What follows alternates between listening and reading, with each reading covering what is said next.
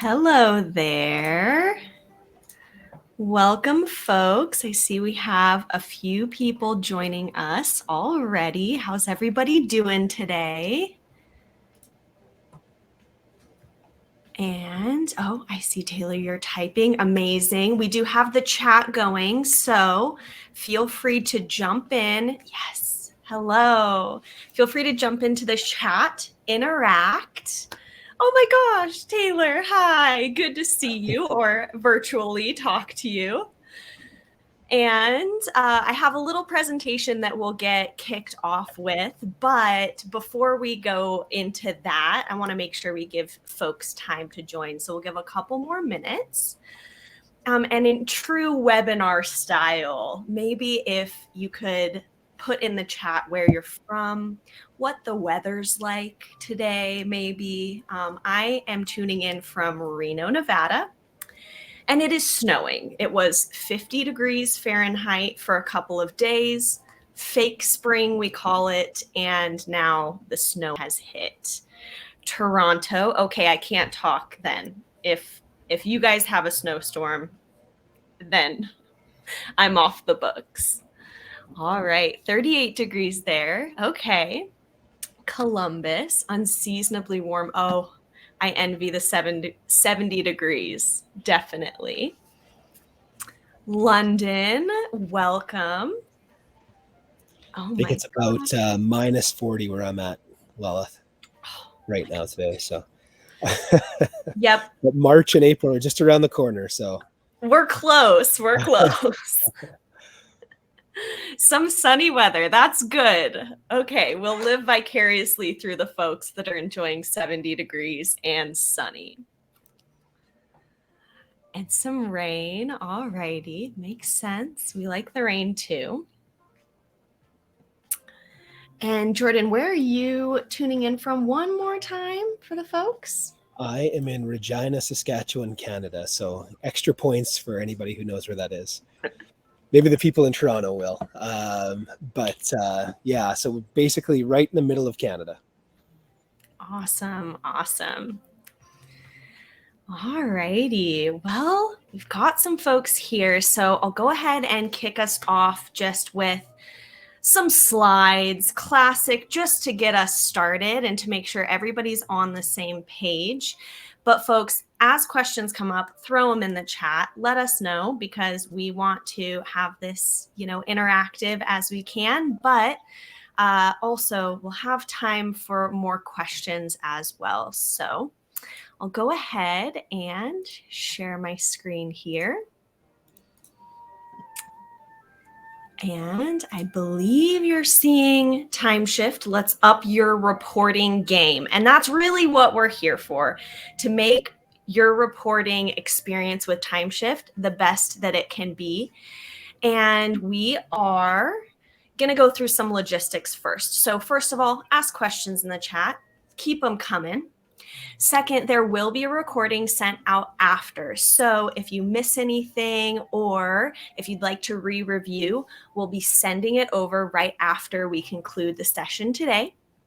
3, we do have some more upcoming webinars, and we're looking at a forecast and schedule webinar coming in 2 weeks on March 9th, and a tips and tricks for your goals webinar coming 2 weeks after that, March 23rd. And we'll send out emails, so no need to take notes viciously.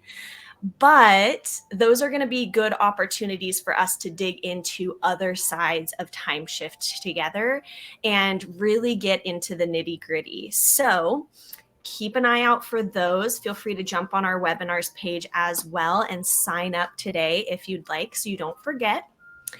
Another thing, send all questions we don't cover over to our support team at support@tymeshift.com. They always love to help with whatever comes up.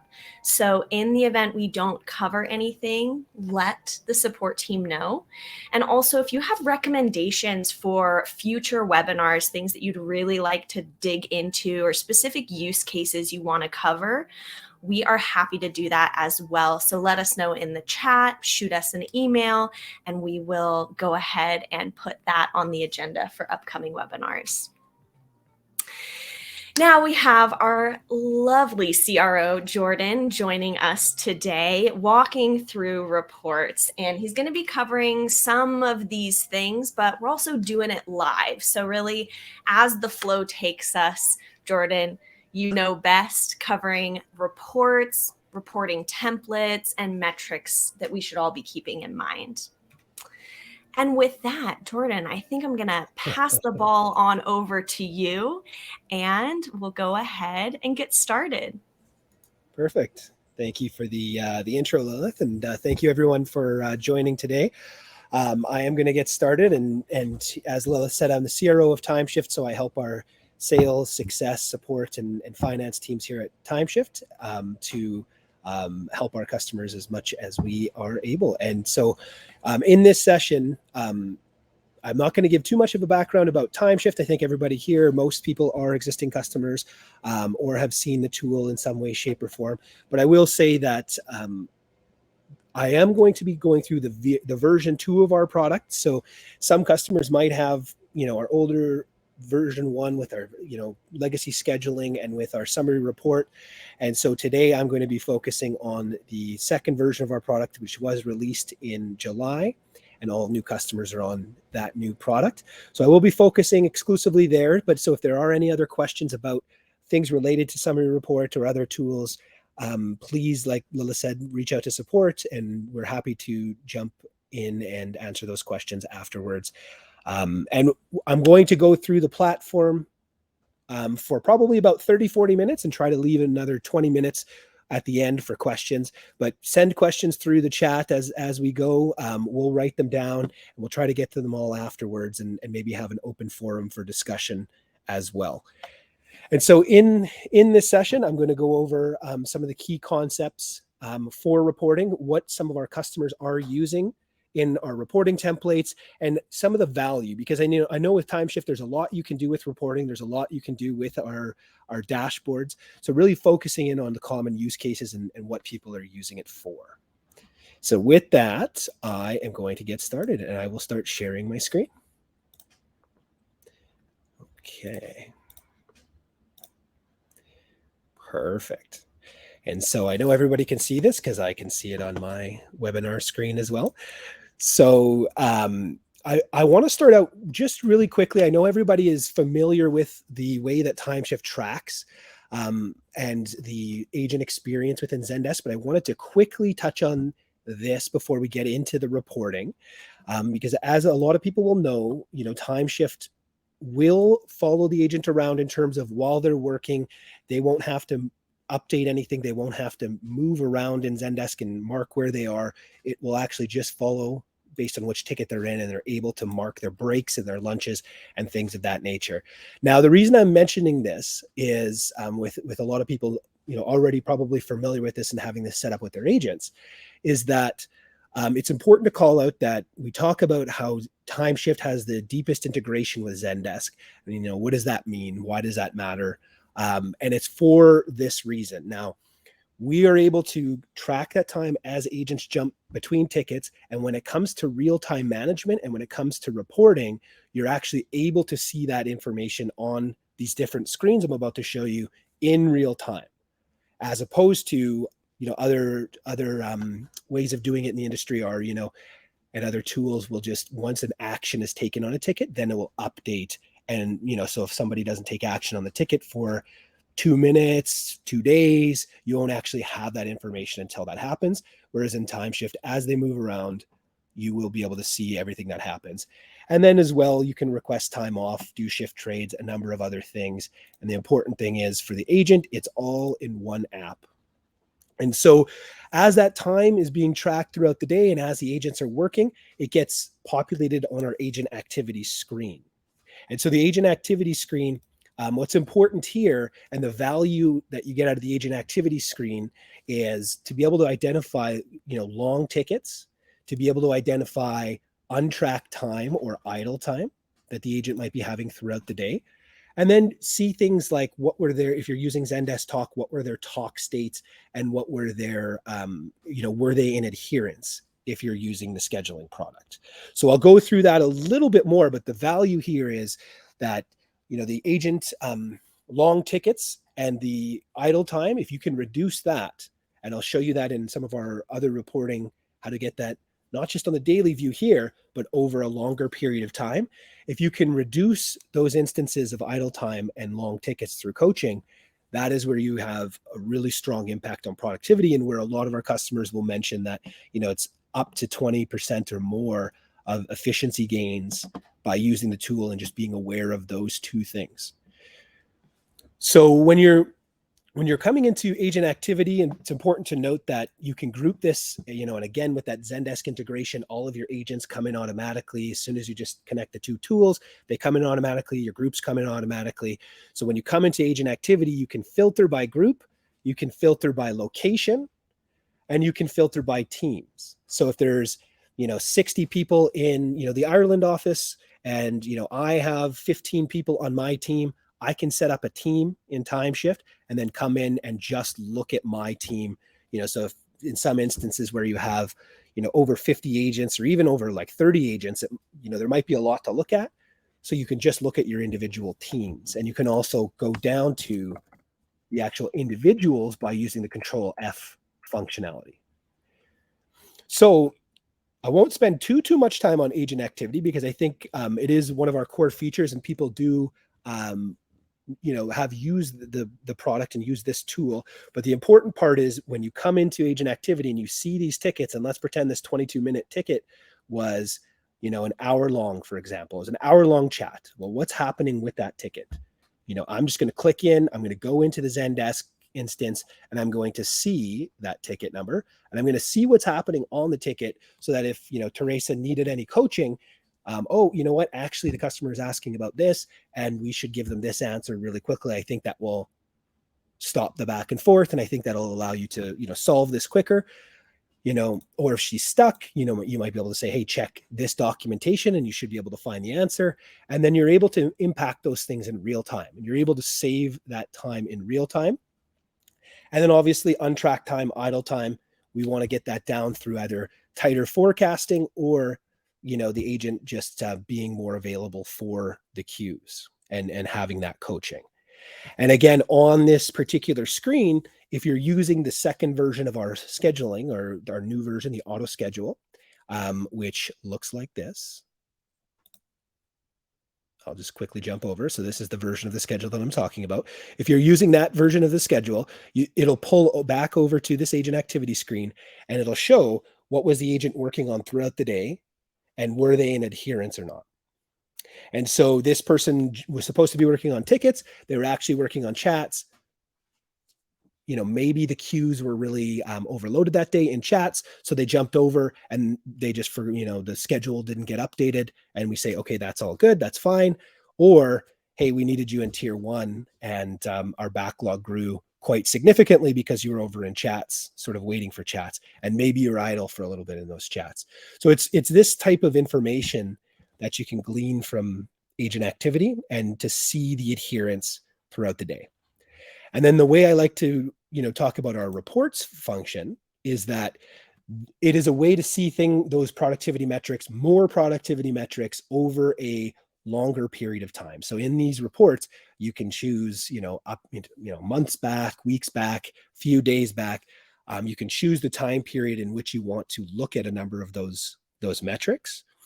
And so this is highly configurable and customizable. So if we come into the reports, there are a number of different ways that you can cut and slice the reports, right? So when you come in, you make a new template. So you hit the plus sign. I'm just going into an existing template because our demo account has a lot of templates in there already, so that we probably need to clean up. But I'll just grab this template here and go in and say, okay, whatever I want to name this report, there is a number of metrics. And in a second here, I'll get into some of the common use cases and the common report templates that we see our customers use. However, I just want to quickly go through what's possible for folks that may not be as familiar. So when you come through the reporting, like I said, you come into one of these reports, you either start a new template or you adjust an existing template, you name it, you put the time zone of the tracking information you want to see it in, so what time zone you're in. And so what you can do is you can pick first response times. I won't read them all off, but different ticket points like solve points, assigned versus attended. Very soon we will have skip rate in here as well. So if somebody, related to those two metrics, if somebody is checking tickets and saying, oh, that one looks very difficult, I'm going to jump to the next one, be able to see this as well. If people are reopening tickets, so wasn't answered right the first time, or it was a very difficult issue, you either find coaching opportunities or documentation opportunities or other things that might be there in order to improve those metrics. Or if things are being escalated, what's the productive versus unproductive time? Untracked time is idle time, total time. So if you're paying for certain hours from an external provider, you might, see, okay, this is what I paid for, this is what I got. There's a number of different use cases for that. And of course, handle times, how long are they taking to handle the tickets, and solve points per hour and per productive hour. So if I am on the phones or in the queues for 6 hours of the day, I'm going to look at those particular 6 hours and how many tickets did I solve during those times. So those are different productivity metrics that we have within the tool. And then of course, they may be working on public comments or private comments. So there might still be work being done as well throughout the day that's not necessarily captured in solve points that you're able to look at as well. Now, so we have those metrics and we have lots more coming as well. Now we have, and the ones that are coming are more related to, let's say, talk metrics and chat metrics, in terms of we're able to track the time spent on chat and voice tickets and those sorts of things. But some of the work avoidance type of metrics like denied calls or skipped calls or those sorts of things for Zendesk Talk are coming. Not in there right now and are coming. And so when you have those different productivity metrics, there's a number of different ways that you can group these. You can group these by, location or team. You can say, okay, well, I want, the Ireland office and team 3. I want to have grouped by agent. And then you can look at things like the ticket status. So how much time is spent on certain statuses. You can look at the ticket IDs as well. So you can get down to, location 1, team 1, agent 1, what were their productivity metrics? And there's a number of, and then you can also look at, productivity by channel. So Jordan was, how did he do on voice? How did he do on chat? How did he do on tickets? And so there's a number of different ways you can cut and splice this data. And I'll show you, some of these common reports just in a second here, but I just wanted to make that clear that there's a lot of different flexibility. And another one that people like to do is by time as well. So you can look at, on a 15, 30 minute or hourly basis throughout the day. And I'll show you a template that does that. But on those basis throughout the day, what does the productivity look like? And so I'll get into those particular use cases in a second. The one last thing I want to say about the difference between the first version of our product and this version of our product in terms of the way that we're doing things is the first version of our product, you could only look at the productivity or the time by, let's say, ticket, voice, or chat, right? Just by channel. And now in this version of our product, you're able to look at by work stream. So for example, if you have tier 1, 2, 3, so however you have it grouped in Zendesk by, groups or tags, however you have your work separated, in Tymeshift, you can forecast this, in a way that mirrors that, and you can report on a way that mirrors that. So if you have, buyer support, seller support, tier 1, 2, 3, payments and fraud, however you have those groups or those tickets tagged in Zendesk, you can then set up work streams and report on them. So that's what I'm showing here, that, you can see inside of the tool that we have, voice, billing, chat, tier 1, 2, 3. These are all sort of examples. And you can see the first response times, the handle times, and the solve points for each of those different work streams. So that's a key thing to call out. Now, I'm going to jump into one of the examples that I have built in terms of what what a lot of people like to see inside of the tool. So again, we're able to go by work stream. We're able to cut it a number of different ways, and we have lots of different productivity metrics. Now, one of the most common reports is what we call the executive review report, and of course, it's going to have different names across the different customer base. But at the end of the day, what this is your key workforce management metrics that are inside of Tymeshift. And then we also, all the other metrics sort of serve this. So these are your service levels and these are your productivity metrics. And a lot of executive teams will look at this and say, okay, these are what we want our OKRs to be, our objectives, key results. This is what we want to measure and understand if we're on the right track or if there's other things that need to be done to adjust to make our center, our contact center more productive. So with that, I'm going to quickly stop there, Lilith. And I see there's a lot of action in the chat. Is there anything that we should chat about now, or is there, or are they mostly questions for later? I think one was a pretty good question that Ryan brought up as far as seeing 100% for occupancy. And and was wondering if that was potentially a scheduling issue or maybe just the view itself. So can you speak a little bit to that? Sure. So, and that's a good call out and a good point for the rest of this presentation is that this is a demo account. So there will be some data that you see throughout here that you would say, 100% occupancy or 0% occupancy. That doesn't seem quite right because it is being fed from a demo Zendesk account. So bear with us on that. But the second part of that question is a really good point as well, is how we use occupancy, right? And how we can use these metrics to inform our goals. So basically the way the occupancy will work inside of Tymeshift is that as agents track throughout the day, they're going to be, as they're on tickets, they'll be, occupied. If they're idle, that will not count towards occupancy. And if they are in other tasks that you define, those general tasks like a meeting, or you might say meetings shouldn't be counted as productive time, so that shouldn't count towards occupancy. But a help center update, we're going to create a task for that. So when I say create a task, I'm talking about these general tasks inside of here. So if I go into documentation, I'll just pretend this is documentation. I can jump into that task and it will track and it will keep counting me as productive, right? So you can set those different general tasks inside of Tymeshift.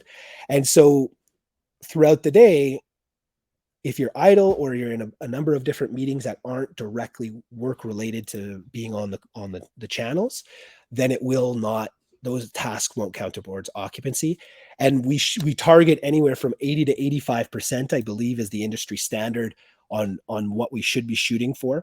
So in this case, yes, 87, 90% is probably, it's high and it's a demo count. A lot of people might see more like the 60, 65%.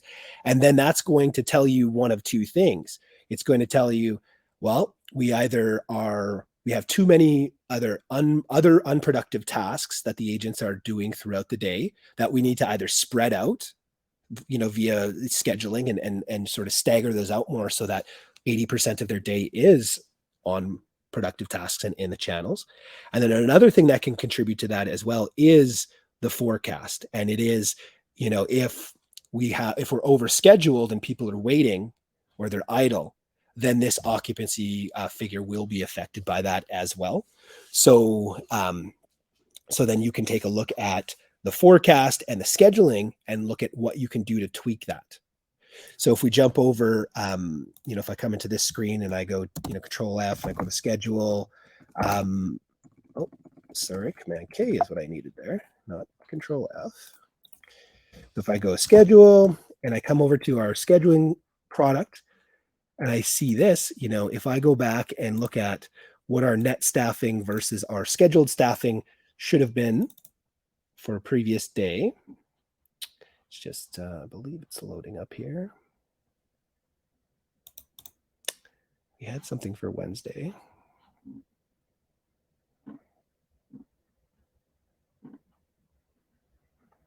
There we go. So when the schedule loads, you can come in and you can take a look at, okay, we have a forecast, and that's maybe part of a separate session, but this is all related to occupancy. So I'm just going to quickly jump over here. So you have a forecast that you set through Timeshift, you have a schedule, and then you have a view here that will show you if you're over understaffed in any of these channels. So by using this part of the product, and by refining this and making sure in the future days you're not over or understaffed in certain channels, you'll be able to affect that occupancy. You'll be able to get that closer to that 80 to 85%. And so that is a key part of these metrics. And you can look at this by, like I say, by team, by location. You're also able to look at things like solved points per hour. So if Lilith is solving 15 tickets per hour and I'm solving 5 and the average is 11, you then can start looking at, okay, well, is there an opportunity to get everybody to, let's say 15? What are the options to get that? And if we're able to do that, I mean, that might be an extreme case. You might not be able to get everybody to 15, but let's say you've now increased your productivity by 50%. And so you're going to be able to realize those savings. So if everybody gets faster, and if folks leave, or if you're growing, you won't have to hire as much. And these are ways that you can look at direct ways to save inside of Timeshift and save FTEs. And if you're looking at untracked time as well, so that's idle time. So, the quick math and all of this is roughly about, 7 to 8 hours of untracked time within one day.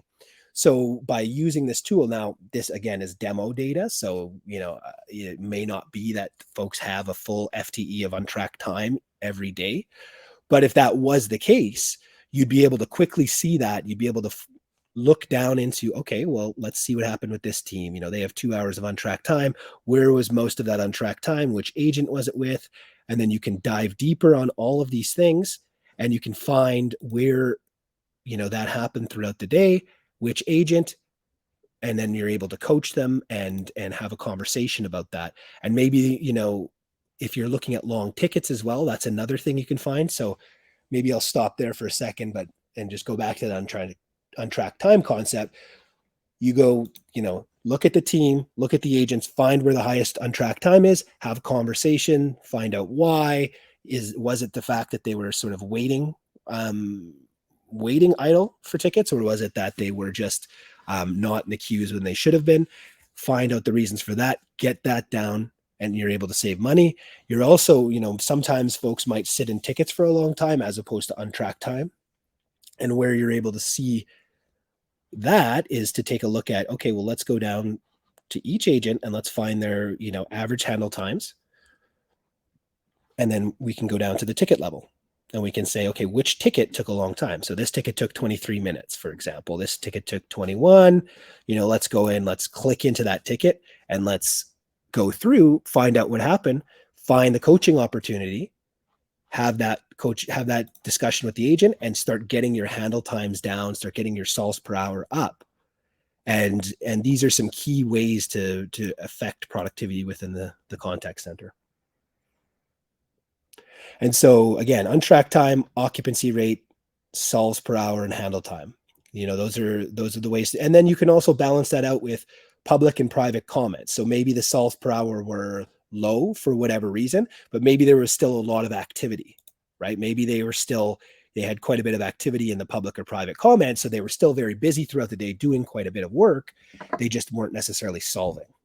They were either, providing tips for other team members, providing context, any number of different use cases that can happen with public or private comments. So you can get a really good idea on the productivity. And then of course we have the, first response times to have just an idea of the service levels throughout the day.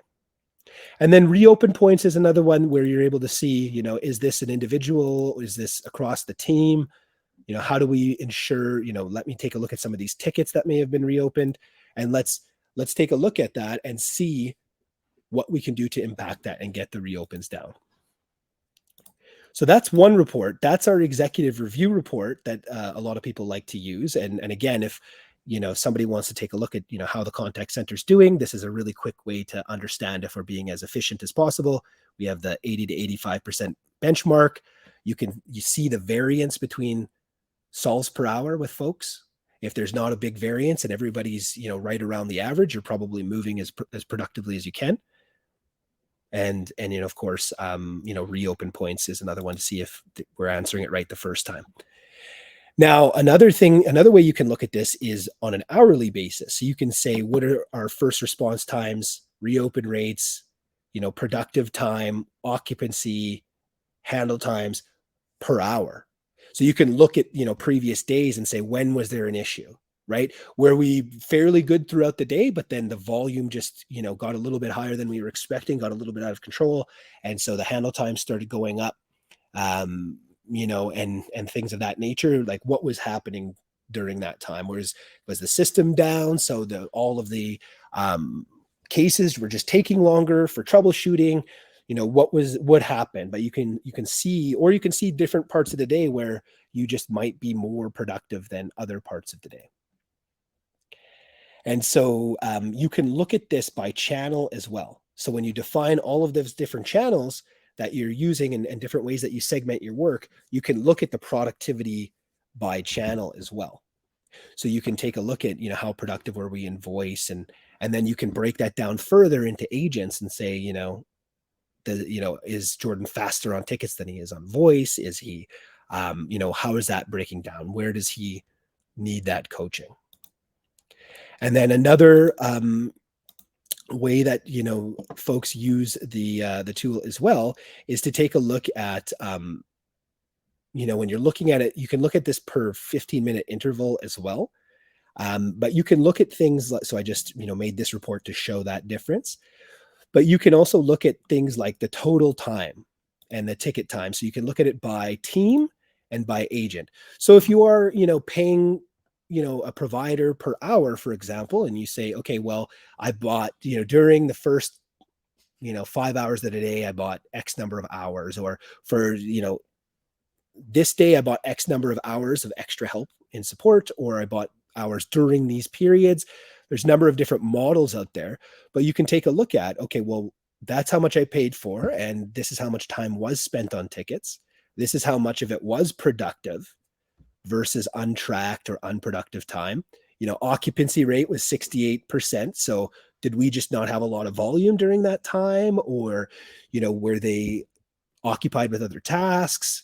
Were the handle times in line with what we expect with these tickets and with this tier group? You can also add things like solves per hour, other metrics, very flexible to add to these reports. But you get an idea of the productivity and the time spent and the productive time spent by team, by hour. So this is a common use case, as I mentioned, for external teams. So these are the main reports that I was going to take a look at in terms of the historical reporting. But again, I just wanted to show, again, you can look at it by team, by agent, by channel. So it's very flexible how you can cut these different reports. And, whether it's internal teams looking for ways to make things more efficient, down to the agent and ticket level, down to the work stream level, or whether it's with an external provider and finding a solution in order to sort of meet in the middle in terms of productivity and ensuring the hours you're paying for is what you're getting. There's lots of different ways that folks can use it. And these are the most common use cases. So I guess I see another, 12 messages from since last time in the chat there, Lilith. So before I move over to dashboards and then over to our real-time reports, is there anything there we should be looking at? Good stopping here, Jordan. Thank you. So Taylor is wondering, since you can create templates, are these showing on the demo pre-built, or are they all coming on as default reports on each account? Good question. That is something that we're talking about internally, is to have some of these things come out of the box. Right now, it's just going to be a blank slate. So it's a blank slate that you come in and you just hit this plus sign and it makes a new template, and then you pick which reports and you pick, which metrics, then you pick which dimensions you want to group by. And then you can also filter certain things out as well. So if you want to, so that's a whole other piece that we can get into, but if you can filter things out, so it's very powerful. But to answer the question, it is something that you customize yourself. However, we do have videos on each of these reports and how to set them up that we're happy to share after, or can go over in a call with you as well. And then anything else I should quickly address, Lilith, before we jump over to dashboards? I think we're good to head into dashboards. Perfect. So on the dashboard side, this is another piece that they do come pre with it's a blank slate that you have to set up yourself. However, they're very quick, so when you customize the dashboard, you click this and basically you jump in and add widgets, add which tier. I'll show you how to do that in a second, but I just wanted to quickly show what we typically use this for and what a lot of the typical use cases are. So when you're looking at this purple tier 2 means it's one of those work streams that you define. So whether that's tier 1, 2, 3, buyer support, payments and fraud, whatever it is, you can look at the dashboards per work stream. So what I've done here is I've pulled in tier 2, and a lot of people will look, and then I've also pulled in tier 1 down below just to show that you can report on different work streams all in the same dashboard. But what people typically like to do here is to look at the average complete resolution time. So how long is it taking us to complete our tickets in this channel? Now, I have a 2-sided goal chart, but really the faster the better, obviously, but you can put an upper bound to that and say, this is taking way longer than we were expecting. We need to look into why. First response times, are we meeting our service levels today? Are we responding fast enough? What's happening there. And in some cases, if the first response time is really quick, you might say, okay, well, maybe we overstaffed here. Maybe we should be building a bit more of a backlog, or, that being faster on other channels. But it just gives you that feedback throughout the day of how are you doing on your service levels. And then tickets received versus tickets solved is another thing that people like to put on here. Are we building a backlog today? Are we taking the backlog down? How is that looking? And then just some other productivity metrics as well, because it's more than just solved. People might be doing public comments or private comments and just seeing how busy everyone is throughout the day and ensuring that we're being productive. And then you also have the inbound volume versus forecast. So you can see here, okay, well, we're actually, we thought we'd get 2 tickets in this 15-minute interval, but we actually got 4. And then this at 15-minute interval, we thought we'd get 1, but we got 4. And so you can start seeing that throughout the day. It's looking like we're going to be getting a lot more volume than we expected. So this will, for the live channels like chat and voice, that might give you a really good indication of, okay, I think we need to shift people over from tickets. We need to jump into, the schedule again, and we need to go ahead and change things around, move people into different queues so that we can keep up with our live channels. And then you also have the happening now dashboard as well, or the widget, I should say, which shows, okay, we have all the people who are in or out of adherence and what they're working on right now. So if you go down to that, let's pretend this inbound volume versus forecast is a voice channel, right? And it's, okay, we're getting way more than we were expecting. And some people are in chat and they should be in voice.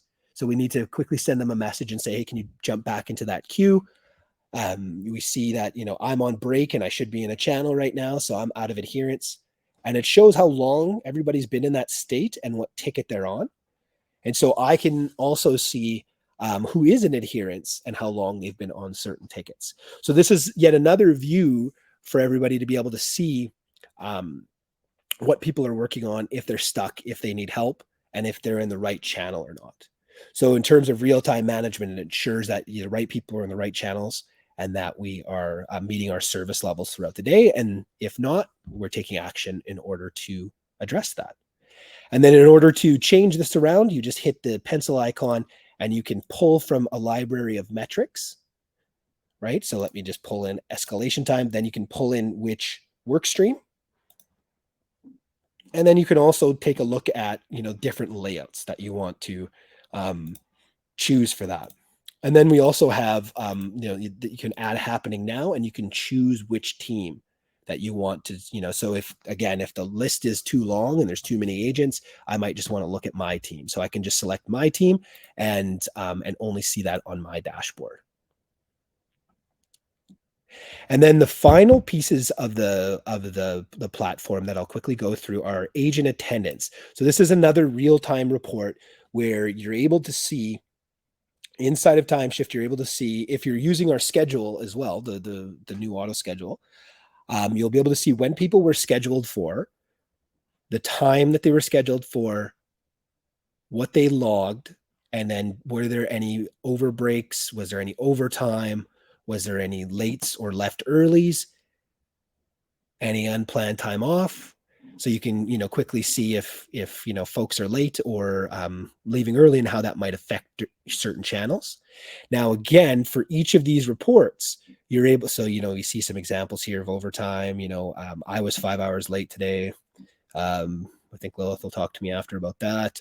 And so you can see a number of different things going on throughout the day. And again, you can filter this by team, location, agents. You can filter it by who's clocked in, whose shift has started. You can hide people with no activity, so it's a little easier to look at. There's just a number of different ways you can filter this report to make it, easy to look at. And then we'll also, in the next couple of weeks, be opening this report up to be able to go back in the history as well. And you'll be able to look, like, let's say, a month back on whether, a person was late or left early, or how much overtime they had, or the time that they were logged for, those types of things. And then we have agent status. Now this, again, you can do all that filtering I mentioned. And this is sort of like that happening now dashboard, where you can take a look at, okay, I'm going to go by team. I'm going to look at the tier 1 team. Maybe I'm going to hide people without activity to make it a little bit easier to look at. And now I can see what's happening on my tier 1 team right now, where everybody is and how long they've been there. And then again, the difference between the happening now dashboard is if you find a long ticket here, so we pretend, that Gustavo's been on this for 2 hours, we kind of jump in and we can see, okay, how can I help Gustavo here? Now, our final report is the forecast versus actual, which is a new report that we've released, which is very interesting. So if you're using our forecast product to estimate your staffing needs, you can set, so this first column is the forecast that you would have set. And that's, again, a part of a different session that we'll have to describe how to set that up and how to use that effectively. But based on the forecast that you set, in order to schedule in advance, so people usually forecast, and then let's say a week in advance or a month in advance or a few months in advance, they'll schedule. This will be the forecast that you used. And then there'll be a short-term forecast throughout the day. So you'll see that we had 13 tickets, expected in this hour, 14 tickets the next hour, but we were actually getting 52, 72. And so we're having a really busy day. Something's happened and we need to adjust, right? And so throughout the rest of the day, you'll have a new short-term forecast. And you'll also be able to, and again, this is demo data, so the scheduled is just way more than it should be, but you'll see the required based on certain forecast parameters that we put in. You'll see, okay, what's our required staffing? And it's going to be based on the new short-term forecast, based on the volume that's happening through the day. So how many people are required? How many people do we need? And then you can see throughout the day if you're meeting your service levels or not, and whether your actual handle times are faster or slower than you were expecting. So they're actually faster than we were expecting, but we're getting way more volume. So we need to jump over to the schedule, for example, and I keep wanting to do Control F. I don't know why, but we jump over to the schedule. And we'll be able to quickly make changes and say, okay, you know what? We need more people in voice. So I'm going to move this person off voice. I'm going to move them over here.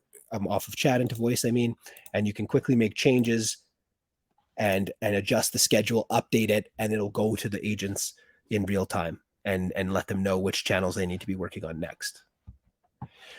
So that's the that's the high level overview of our reporting suite, our real-time analytics, our dashboards, our historical reporting, and our agent activity. So I wanted to quickly go through that, go through some common use cases. There's probably, 20 more individual use cases that could probably be set up inside of Timeshift, but those are some of the more common ones. So I wanted to kind of come back to the group now and just maybe open it up and say, is there any questions? And I see there's lots in the chat, so I imagine there are a few questions from folks, and see if we can answer those for you. So just a couple of things that I wanted to call out from the conversations in the chat. Mm-hmm. As far as the schedules are concerned, the new scheduling feature that we kind of glanced at today, again, folks, we will have on March 9th a webinar all about schedules and forecast itself, both of those included in the professional plan today. So keep that in mind. Another thing is, as Jordan mentioned in the beginning, this is all based on our kind of V2 new version of Tymeshift. So a lot of the things that you're seeing here, the activities, are based on our fundamentals of work streams, which is our activity types. I went ahead and I put a link to our help center for the work streams so that if you're just getting started with all of this, you can go ahead and click in and you can make some work streams. And we recommend just starting off with your basic channels that you're using today in the legacy version. So if you're using all 3 channels, go ahead and create 3 work streams, one for ticket, chat, and voice. And that's going to be the simplest way to jump in and start seeing this information populate here. So just a couple of call outs, and I will be going ahead and posting our help center in the chat as well in case you'd like to search for anything else. But since we have Jordan here, folks, please go ahead and keep asking those questions and we can continue chatting through. We have some more time. Yes. Yes, good call out, Lilith. And yeah, any more questions, we can just type them in the chat there, and I'll answer them. And again, anything that you need, we can also send to support, or we can and we can take a look at those and potentially jump on calls as well if needed. And happy to help in any way possible to make sure everybody's using this to the full extent. So I see a question here about when will the 3 dashboard limit be raised? Yeah, it's a good question, and our team is working on that right now. So maybe we can. Oh, I see. I thought another chat was coming in there, but I think I'll check in with our product team on that and get a final date, and maybe we'll come back to the group and we'll come back to Jeremy on that. We are thinking about that. We are working on that, but it's just a matter of timing at this point and understanding where that fits in the priority list for our product team. Does cutting over to the new scheduler impact the old scheduler? So yes, the new scheduler is completely separate. So that is a good question. And the new schedule, we have a concept called fixed shifts. So basically the long and the short of it is there's a way to get your current schedule in the first version of the product over to the new version of the product in the exact same way. And so we can move those shift templates over and you can keep scheduling the way you were, just in a new interface. And then there's a lot more you can do with it as well. But it is very easy to get it over, but they are 2 completely separate products. And so if you're looking at that agent activity screen that I was showing you and trying to compare the schedules and the adherence, you will need to be using the new version of the product for that. And likely, Ryan, that's why you were seeing adherence discrepancies, which you mentioned earlier. So if you were looking and you saw that you were totally out of adherence, likely it's because even if you have your schedules in the legacy V1 schedule option, if you're looking in agent activity or reports in the new feature set, then you're going to see zeros because they're totally separate there. That's right.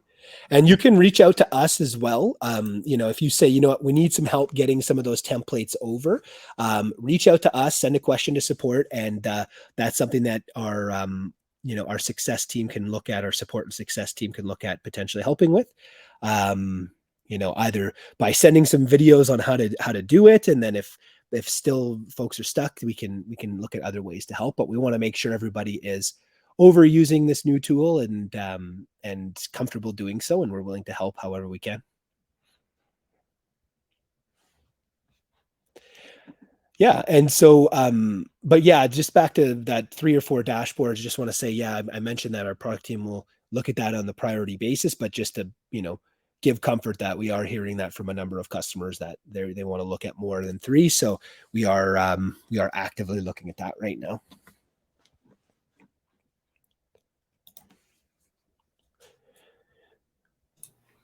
What else, folks? Anything else coming to mind?